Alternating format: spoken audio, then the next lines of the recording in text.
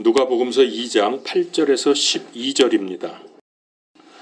바로 그 지역에서 목자들이 들에 거하며 밤에 자기 양떼를 지키더라. 보라, 주의 천사가 그들에게 임하고 주의 영광이 그들 주위를 두루 비치매 그들이 심히 두려워하더라. 천사가 그들에게 이르되 두려워하지 말라. 보라, 내가 온 백성에게 미칠 큰 기쁨의 좋은 소식을 너희에게 가져왔노라. 이날 다윗의 도시에 너희를 위해 구원자 곧 그리스도 주께서 태어나셨느니라. 이것이 너희에게 표적이 되리니 곧 너희가 포대기에 쌓여 구유에 누인 아기를 보리라 하매. 요한복음서 13장 19절입니다. 그것이 일어나기 전에 내가 지금 너희에게 말하는 것은 그것이 일어날 때에 내가 그인 줄을 너희가 믿게 하려 함이니라. 아멘.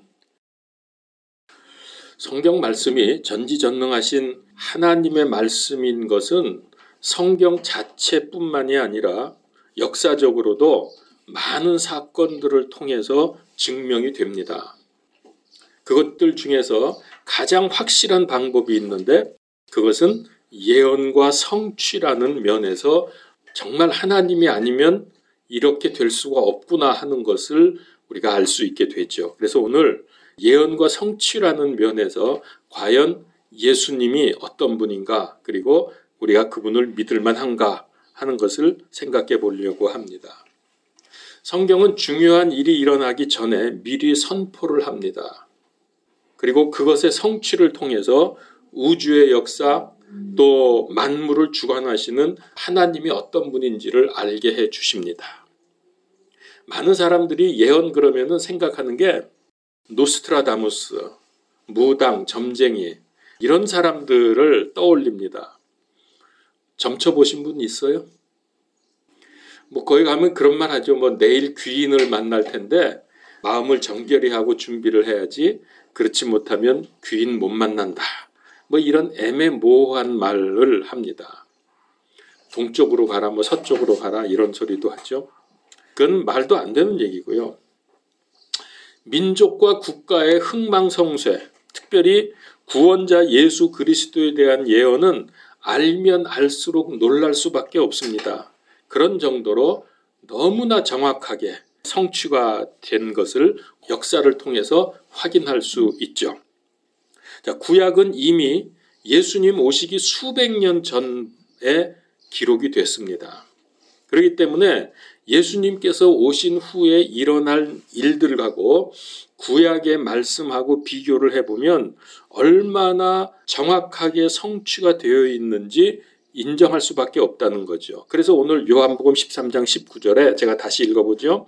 그것이 일어나기 전에 내가 지금 너희에게 말하는 것은 그것이 일어날 때 내가 그인 줄을 너희가 믿게 하려 함이라. 이건 전능하신 하나님이 아니면 불가능한 일들입니다. 이 말씀대로 성경은 여러분 놀랍게도 예언의 말씀이 얼마나 있는 줄 아세요? 성경에? 이 두꺼운 성경에 무려 3분의 1이 예언입니다. 자세히 보시면 이걸 알 수가 있어요. 거의 3분의 1에 해당이 됩니다. 그래서 이 예언의 말씀 중에서 예수님의 오심으로 상당한 부분이 성취가 되었고요. 이제 장차 예수님의 재림으로 완전히 성취가 될 것입니다. 자, 이렇게 과거, 현재, 미래의 역사를 직접적으로 성경이 다루고 있기 때문에 우리가 이걸 보면서 너네는 믿는 사람이니까 그렇게 생각하지라고 하는 주관적인 얘기가 아니고요. 객관적으로 이 모든 것을 평가할 수 있습니다. 실제로 역사에서 일어난 일들과 비교해 보면 부정할 수가 없는 거예요. 근데 세상의 다른 어떤 종교들에도 이런 예는 없습니다. 왜냐하면은 종교의 경전이라는 것들이 사람의 머리에서 나온 것이기 때문에 이런 예언들은 거의 없어요. 그러나 성경에는 완전하신 하나님의 역사로 수많은 예언들이 기록되어 있고요. 아주 그것도 오래전, 수백 년 전, 수천 년 이상의 내용들이 기록되어 있고요. 그리고 그 말씀대로 성취된 것을 확인할 수 있습니다. 시편 139편 16절에 보면은 이렇게 되어 있어요. 제가 이거는 사역을 했습니다. 사역이란 말은 제가 개인적으로 번역했다는 뜻이에요. 여기 있는 게 아니고 조금 우리 지금 가지고 있는 성경의 번역이 약간 모호한 느낌이 들기 때문에 제가 할 수 없이 사역을 했습니다. 139편 16절 내가 완성되기도 전에 주의 눈이 나의 실체를 보셨으며 내가 전혀 없고 형성되어 가는 중에 주의 책에 나의 지체들이 기록되었나이다. 이게 무슨 얘기입니까? 그러니까 예수님만 예언되고 성취되어서 그렇게 되는 게 아니라 예수님 믿고 구원받은 우리들도 우리 인생도 하나님께서 역사하시고 인도하신다는 말씀이에요. 그래서 여기 말씀해 보니까 내가 전혀 없고 형성되어 가는 중에 주의 책에 내 지체들이 기록되어 있다. 그러니까 내가 세상에 태어나기도 전에 하나님은 이미 모든 것을 기록해 놓으셨다는 거예요. 나에 대해서. 여러분 이거 전능하신 분 아니면 이건 불가능한 일이죠.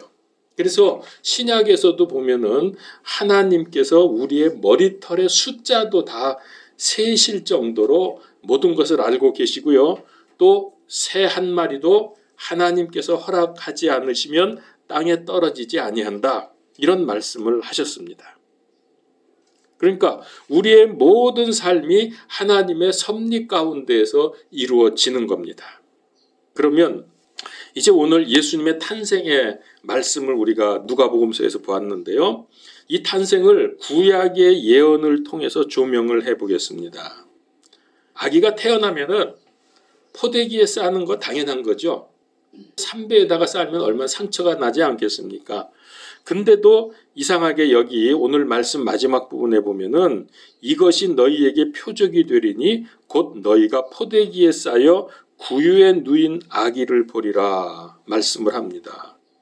아니 이게 포대기에 쌓여서 구유에 누워있는 아기가 무슨 표적입니까? 이건 너무 당연한 건데. 자 이제 이 부분을 좀 설명을 하겠습니다. 베들레헴에서 치는 양은 여러분 일반 양이 아닙니다. 이거는 성전 제사용으로 쓰이는 양입니다. 베들레헴하고 예루살렘은 굉장히 가깝거든요. 아주 가까운 곳에 있습니다. 그래서 여기의 양들은 거의 대부분이 성전에서 제물로 바쳐질 때 쓰입니다. 그래서 방목을 합니다. 그래서 여기서 이 양들을 키우는 베들레헴의 목자들은 역시 일반적인 목자가 아닙니다. 이들은 예루살렘 성전에 희생물로 드릴 양들을 치는 레위인들입니다. 그러니까 이 목자가 레위인들이에요. 그리고 이 목자장, 그들의 우두머리인 목자장이 제사장입니다. 근데 양들이 새끼를 낳게 되면 이 레위인 목자들이 이 새끼를 아마 포대기에 쌓아가지고 목자장에게로 가져갑니다. 그러니까 제사장에게 가져가죠. 목자장인 제사장은 이 새끼 양을 흠이 있는지 없는지를 면밀하게 조사를 합니다. 혹시 태어나는 과정에서 흠이 생겼다든지 아니면은 잘못해서 다리가 하나 없는 놈이 나왔다든지 혹시 그럴까봐 이거를 면밀하게 조사를 해서 완전하다고 할 때 그것을 잘 키워서 어린 양으로 제사를 드릴 제사용으로 사용하는 것입니다. 그래서 이제 목자들이 볼 때에 아마 포대기에 쌓인 아이라고 지금 여기 성경에 말씀하셨죠. 그 포대기에 쌓인 아이를 볼 때 목자들은 무슨 생각이 떠오르냐면은 우리가 새끼 양을 받아서 이 포대기에 싸서 제사장에게 가져가는데 이 아이가 갓 태어나서 아마 포대기에 쌓여 있다고 하는 것을 볼 때 이분은 하나님께 바쳐질 분인가 보다 하는 것을 느끼게 되는 거예요. 그 생각이 저절로 나겠죠. 자기들이 그렇게 했으니까. 그래서 천사가 알려준 포대기에 쌓인 아이, 이거는 하나님께 바쳐질 어린 양 메시아임을 알려주는 표적이 된다는 말씀입니다. 그래서 목자들이 그 아기를 보는 순간 이 아기가 구약에서 예언돼서 어린 양으로 오신 메시아구나 이렇게 깨닫게 해주시는 거예요. 얼마나 하나님께서 모든 상황을 정확하게 메시아 예수 그리스도에 대해서 예언하고 성취해 가시는지 우리는 이 말씀을 보더라도 잘 알 수가 있습니다. 이 번역의 11절에 맨 첫 부분에 왜냐하면이라는 말을 번역을 안 해놨어요. 잠깐 제가 이해가 안 됩니다. 분명히 있는데도 불구하고 그 11절 맨 앞에 왜냐하면이 들어가야 맞습니다. 10절에 보게 되면은 천사가 가져온 소식이 있죠. 뭐라 그랬냐면은 온 백성에게 미칠 큰 기쁨의 좋은 소식. 그게 도대체 뭡니까? 뭐가 이렇게 좋은 소식입니까? 그게 11절에 왜냐하면 이날 다윗의 도시에 너희를 위해 구원자 곧 그리스도 주께서 태어나셨느니라. 그러니까 그리스도께서 태어나신 게 큰 기쁨의 좋은 소식이라는 것을 알려주는 거죠. 그러니까 이게 왜냐하면이 있어야 이게 더 정확해집니다. 뜻이. 분명히 있는데도 불구하고 이걸 번역을 안 해놨어요. 이 소식은 이미 인류 역사가 시작될 때 처음부터 예언되어 있었습니다. 자, 우리 아주 중요한 몇 가지만 짚어볼까요? 제일 처음에 메시아에 관한 예언이 어디 나오죠? 창세기 3장 15절, 여인의 후손으로 메시아가 표현이 되어 있죠. 그리고 2500년 전에 창세기 6장에 보면은 노아 시대의 방주를 통해서 또 그리스도를 우리에게 알려주셨고요. 또 1500년 전에 출애굽기 12장에 유월절을 제정하심으로 또 메시아가 오실 것을 말씀해 주셨고요. 700년 전에는 미가서 5장에 다윗의 동네 베들레헴에서 탄생하실 것을 예언해 놓으셨습니다. 그리고 그것의 성취가 오늘 누가복음서 2장의 말씀입니다. 제가 말씀드린 이 네 구절 외에 얼마나 많은 구절을 통해서 메시아 그리스도께서 오실 것을 예언을 하셨습니다. 그리고 드디어 예수님께서 탄생하심으로 수천 년 전부터 예언하셨던 메시아 예언이 성취가 되었습니다. 여러분, 이게 인간의 노력으로 가능하겠습니까? 말도 안 되죠. 우리 수명이 얼마인데 이건 불가능한 일입니다. 이건 완전하시고 전능하신 하나님이 아니시면 있을 수 없는 일입니다. 자, 이렇게 예언이 성취가 될 때에 우리는 크게 네 가지 사실을 믿게 됩니다. 첫 번째는 이걸 보면서 예언하신 하나님을 믿게 되죠. 이분이 진짜 하나님이시라는 것을 안 믿을 수가 없죠. 두 번째는 예언이 기록된 성경이 참 진리라는 것을 믿게 됩니다. 세 번째는 예언의 성취로 나타난 사건을 믿게 되죠. 그 사건. 그리스도가 탄생하신 것은 예언의 성취로 이루어진 일이니까 우리가 그리스도를 믿지 않을 수 없는 거예요. 그 예언되신 분이 이렇게 오셨기 때문에 그분을 우리는 믿어야 되는 거죠. 그리고 네 번째, 예언의 성취를 통해서 가져올 모든 일들과 축복을 믿게 됩니다. 자, 이렇게 크게 네 가지, 이 예언과 성취를 통해서 우리가 이런 믿음을 갖게 된다는 거죠. 그리스도라는 말은 곧 메시아라는 말이고 그거는 기름 부음을 받은 자라는 뜻입니다. 구약에서 제사장, 선지자, 왕 이 세 직분자들을 세울 때 머리에 기름을 붓습니다. 그래서 예수님께서 메시아 그리스도로 이 세 직분을 완성하셨다는 것을 보여주시고요. 이 사실을 믿는 사람은 구원받습니다. 그래서 제가 앞에도 말씀드렸지만은 10절에 온 백성에게 미칠 큰 기쁨의 좋은 소식은 무엇입니까? 메시아 예수 그리스도의 탄생입니다. 그러면 그분이 탄생하셔서 뭘 어떻게 하실 거기 때문에 이게 그렇게 온 백성에게 미칠 큰 기쁨의 소식입니까? 그 이유는 예수님께서 우리의 죄값을 치르기 위해서 죽으러 오신 분이기 때문입니다. 이 사실과 그분을 믿으면 멸망받을 사람들이 구원을 받게 되고 하나님의 백성이 되는 상상을 초월하는 축복을 받게 됩니다. 자, 이것이 복음입니다. 이 복음을 순수하게 그대로 받아야지 인간의 생각과 사상으로 왜곡을 시키면 절대로 안 됩니다. 지금 근데 이 복음이요, 너무나 많이 왜곡되어 가고 있다는 거예요. 제가 젊은 시절에, 지금도 젊지만은, 민중신학, 해방신학, 혹시 이런 거 들어보셨어요? 민중신학, 해방신학이 제가 심취한 때가 있었습니다. 한 몇 년 동안. 책도 엄청나게 그런 책들 많이 사서 그냥 막 독파를 해내고 그거 요약 정리해서 막 사람들에게 말해주고 심지어는 설교할 때도 조금씩 인용을 하면서 제가 그렇게 심취해 있었습니다. 민중신학이나 해방신학은 맥락이 같습니다. 그러니까 민중신학은 우리나라에서 일어난 신학이고 해방신학은 저 남미 쪽, 멕시코, 브라질, 페루 이쪽에서 일어난 신학이 해방신학인데 같아요. 결국은 내용이 뭐 거의 차이가 없습니다. 자, 그래서 도대체 이 내용이 뭐냐면은 하나님께서 이집트의 노예들을 해방시키셨다.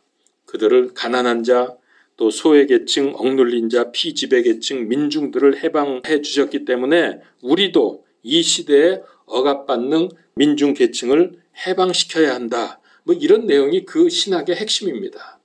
그리고 들어보셨습니까? 예수님을 밥이라고 말합니다. 밥. 예수님은 밥이다.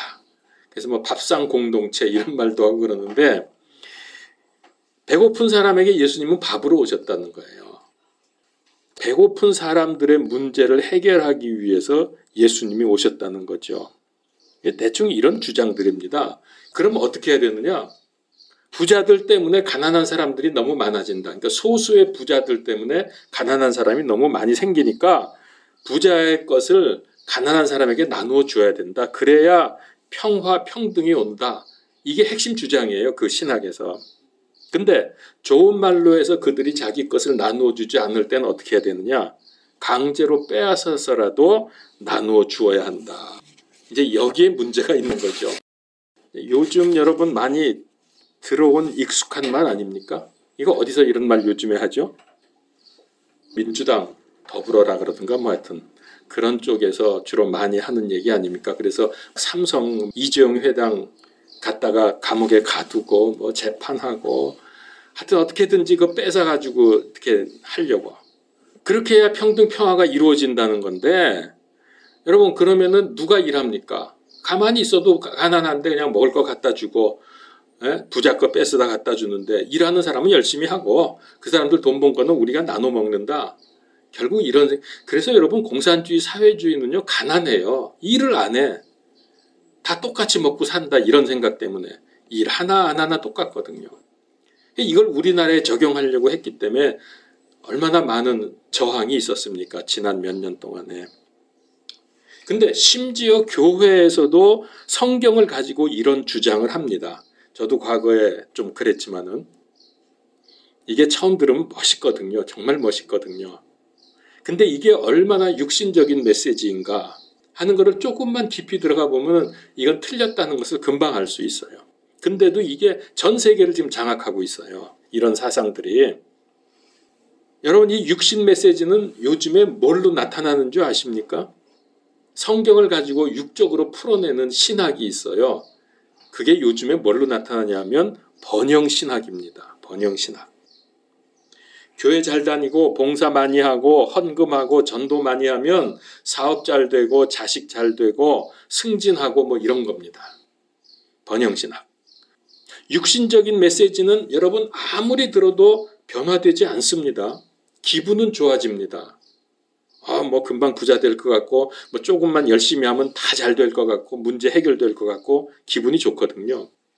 그래서 사람들은 몰려들지 몰라요. 그런 설교나 그런 걸 하면은. 근데 여러분 이거 마약입니다. 칼 막스가 뭐라 그랬죠?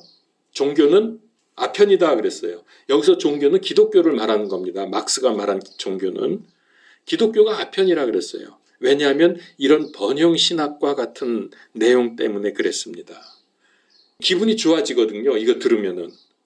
그러니까 거기에 빠져듭니다.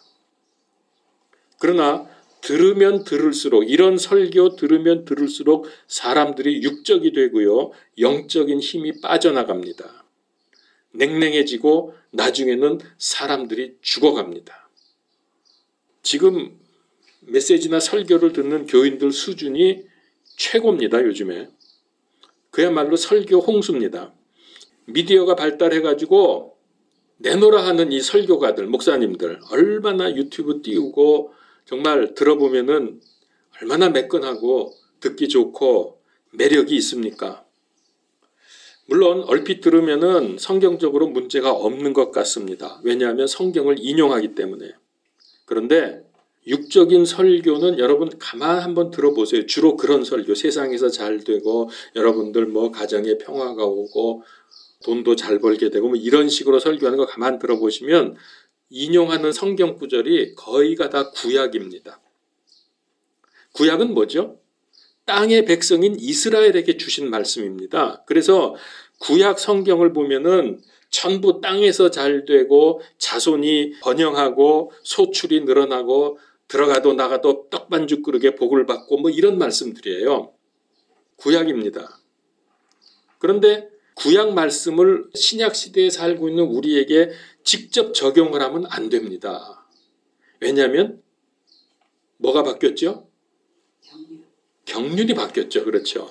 경륜이 바뀌었기 때문에 구약 경륜을 신약에다 그대로 적용하게 되면 이런 문제가 생기는 거예요. 그래서 아편이 되는 거예요. 우리는 육적인 이스라엘이 아니라 영적인 이스라엘입니다. 그래서 영적으로 적용해야 합니다. 신약 성경을 보십시오. 신약 성경에 어디 육적인 축복 말씀한 곳이 있습니까? 단 한 군데도 없어요. 오히려 핍박받으면 그게 복이다. 가난한 자가 복이 있다. 너희가 감옥에 가고 뭐 나 때문에 고난을 받고 십자가를 져야 된다. 신약의 복은 이거거든요. 그러니까 구약의 복과 신약의 복은 다릅니다.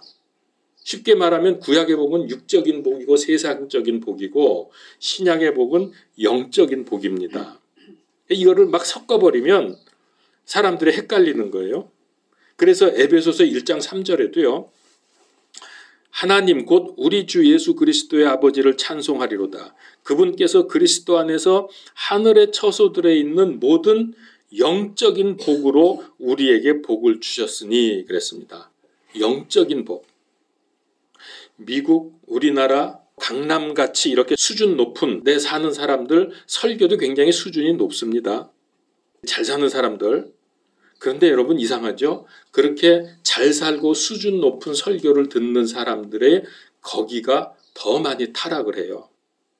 그런 거 가지고 변화가 안 되기 때문이에요. 그래서 영적 비밀을 깨달아야 합니다.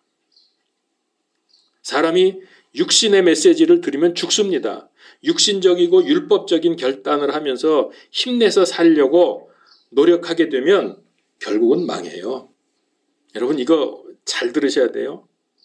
이게 무슨 얘기냐 하면 하나님의 인도를 받지 않는 인간의 열심, 이거는 인본주의입니다. 자, 그렇게 해서 성공을 해도 그 성공한 것 때문에 결국은 망한다는 거예요. 근데 이걸 모르고 세상 사람들은 성공했다고 좋아하면서 거들먹거립니다. 아닙니다. 그것 때문에 망합니다. 지금까지 주로 여러분 모범적으로 살아라, 최선을 다해서 열심히 살 것을 배웠죠. 또 교회에서도 그런 설교를 합니다. 그렇죠? 그러나 우리에게는 그렇게 살 능력이 없어요. 만약에 실제로 그렇게 정말 올바르게 우리 힘으로 살았다고 하면 여러분 그것 때문에 망한다니까요. 우리 힘으로 사는 게 아니에요. 왜 그럽니까? 우리는 본질상 진노의 자녀들이기 때문입니다. 에베소서 2장 2절에 그래서 아무리 힘내려고 해도 힘 빠지는 상황이 계속되는 거예요. 이 세상에서는 현실이 그래요. 그러니까 하나님 떠나서 사람이 어떤 노력을 하고 수고하고 무슨 짓을 해도 그것은 의미가 없습니다. 그건 갈수록 수렁에 빠지는 겁니다. 이게 인간의 한계입니다. 자, 그런데 반대로 영적인 메시지를 듣고 그리스도의 비밀을 붙잡으면 별 볼 일 없던 우리가 능력과 은혜를 얻게 됩니다. 그렇게 되면 우리의 간단한 말 한마디만 해도 사람을 살리고 구원받게 하는데 쓰임을 받는 거예요. 영적인 힘이 있어야 돼요. 불신자들의 문제는 창세기 3장 문제이고 교인들의 문제는 육신 메시지를 듣고 좋아하는데 문제가 있습니다. 근데 이런 메시지를 하도 많이 들어가지고서 오히려 설교를 들으면 들을수록 그리스도는 희미해지고 그리스도는 지식과 이론이 되어버립니다. 그러면 어떻게 될까요? 그게 종교 생활이에요. 종교 생활로 전락하는 것이 우리의 문제입니다. 지금 종교가 세상을 말아먹고 있습니다. 불교, 천주교 이런 거는 말할 필요도 없고요. 기독교가 종교화되어 가고 있어요. 이미 종교화 됐어요. 우리나라의 대형 사건들, 많은 대형 사건들 보십시오. 거기에 집사 장로들이 얼마나 많이 연루되어 있는가. 그 사람들요, 교회 열심히 다니는 사람들이에요. 다른 종교는 그렇다고 치고요. 기독교가 종교가 되면 이 기독교 때문에 이 땅 망합니다. 육신적인 노력을 강조하고 인간의 열심, 공로를 통해서 선을 추구해서 절대자를 만나려고 하는 것, 그게 종교거든요. 그런데 기독교는 지금 현재 기독교가 이렇게 종교화되고 있다는 거예요. 마지막 때가 가까울수록 점점 더 이런 현상이 심해집니다. 이거 분별할 줄 알아야 돼요. 모든 종교는 가정과 사회와 나라와 세상을 말아먹습니다. 종교의 모양은 그럴듯하지만 그 배후에는 사탄이 역사하기 때문에 그렇습니다. 수많은 대다수의 사람들이 기독교를 종교의 범주에 넣고 있습니다. 심지어 교인들도 많은 종교들 중에서 자기한테 맞는 것을 택한 정도로 생각을 합니다. 그러나 여러분 오늘 말씀을 보십시오. 수천 년 동안 예언되었고 그 예언이 하나님의 섭리에 따라서 성취가 되어서 세상에 오신 유일하신 구세주 예수 그리스도. 그런데 그분의 은혜와 사랑과 능력이 지금 이 시대에 너무나 희미해져 가고 있습니다. 우리는 종교 생활이 아니라 하나님의 언약 붙잡고 복음 생활해야 됩니다. 여러분 저를 위해서 기도하셔야 돼요. 이 시대에 가장 필요한 영적인 설교를 하도록 하나님께 기도하셔야 돼요. 저를 위해서. 제가 자꾸 육적인 메시지 하게 되면 여러분이 죽어요. 이 땅의 문제는 육적인 문제가 아니라 영적인 문제거든요. 그래서 영적인 설교를 듣고 영적인 힘을 얻어서 영적 문제를 해결해야 돼요. 이건 못하면 육신적으로 아무리 잘 나가고 세상에서 성공을 해도 그것 때문에 망한다니까요. 창세기 3장 선악과 먹고 하나님 떠난 문제. 이 문제는 언제까지 계속될까요? 주님 재림하실 때까지. 아직도 해결이 안 됐어요, 이 문제가. 이거 한 가지가 주님 재림하실 때까지 세상 모든 문제의 근원입니다. 그리고 유일한 문제입니다. 세상의 문제는 알고 보면 하나밖에 없어요. 여기서 다 파생되는 거죠. 근데 이걸 해결하는 길은 육적으로 잘 되는 게 아니에요. 여러분 세상에 성공하면 이 문제가 해결이 됩니까? 해결 방법이 여러 가지가 있는 거 아닙니다. 오직 문제의 근원을 해결해 주신 하나님이신 예수 그리스도 뿐입니다. 이게 답입니다. 그래서 우리는 늘 예수 그리스도 붙들고 살아야 합니다. 예수 그리스도로부터 문제 해결하는 힘을 받아야 합니다. 예수 그리스도로 말미암아 상을 받고 예수 그리스도를 증거해야 합니다. 이거밖에 없어요, 우리는. 자꾸 다른 거 얘기할 필요 없어요. 예수님께서 예언된 메시아 그리스도라는 이 놀라운 영적인 비밀을 제대로 아는 사람은 세상 끝날까지 그분께서 함께 하실 것이고 그분만 말하게 됩니다. 이게 최고의 축복이고 최고의 인생입니다. 세상 죄를 제거하러 오신 6월절 어린 양으로 오신 예수 그리스도, 예언되고 성취하신 예수 그리스도, 우리를 끝까지 사랑하시고 풍성한 은혜를 베푸시는 예수 그리스도, 믿는 사람들을 천국으로 인도하시는 예수 그리스도. 여러분 이분만 붙잡고 이분의 기쁨을 위해서 삽시다. 기도하겠습니다. 하나님, 오늘날 세상에 너무나 발달되고 과학적으로도 상상할 수 없는 일들을 인간들이 해내고 있고 자원도 너무나 많이 개발되고 풍부하지만 세상이 점점 더 어두워지고 무서워지고 망해가는 이유는 무엇입니까? 육적인 것으로는 절대로 해결할 수 없지만은 오직 우리를 위해서 십자가에서 죽으시고 부활하신 우리 주 예수 그리스도로만 이 근본적인 문제를 해결할 수 있는 것을 믿습니다. 아버지, 이제 우리가 오직 메시아 예수 그리스도만 붙들고 살게 하옵소서.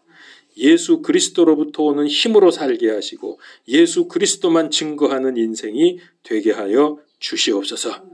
예수 그리스도 이름으로 기도하옵나이다. 아멘.